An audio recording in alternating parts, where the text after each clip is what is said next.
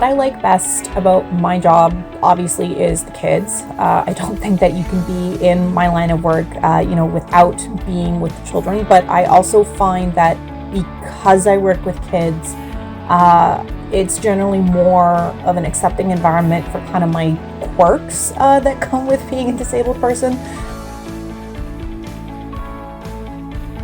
So because of my autism, I don't cope well with change, bit of a shocker, I know. Even though, my job is based a lot on routine because, routine helps the children function, there are going to occasionally be changes because of things like staffing, fire drills, whatever. And one of my coworkers, realized that this was something that really stressed me out and kind of made it hard for me to function if we had these sudden changes and I didn't know.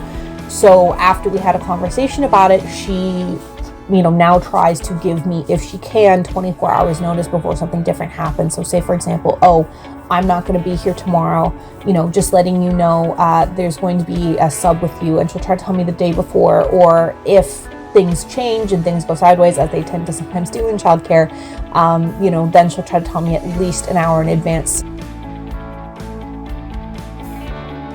So I often joke around that having, autism and ADHD is kind of like having a superpower when it comes to working with children. And there's a few reasons for that. One is because it makes me, I think, a lot more energetic and kind of willing to involve myself in play than maybe an adult without those disabilities, and the children seem to really respond to that. They know I'm always going to be down to run around the yard, play hide and seek with them, to kind of engage, with a pretend game if they're trying to, introduce an adult into that type of play.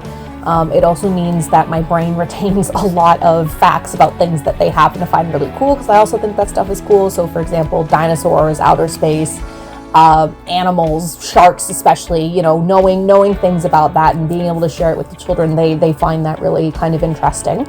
The other thing about it is that I find it makes me more understanding and willing to kind of make accommodations for children who are disabled or who present with what we refer to as challenging behaviors in the childcare world, simply because I understand, I remember, from being a child, that a lot of the time I wasn't trying to be difficult, it was my disability impacting my behavior. Be kind, be patient. I'm a human being too, and I just happen to have disabilities that make me a little bit weird sometimes. Really at the end of the day, whether a person is speaking or non-speaking, whether they're high needs or low needs, whether they can hear, see, whatever, they are still a human being deserving of respect and understanding.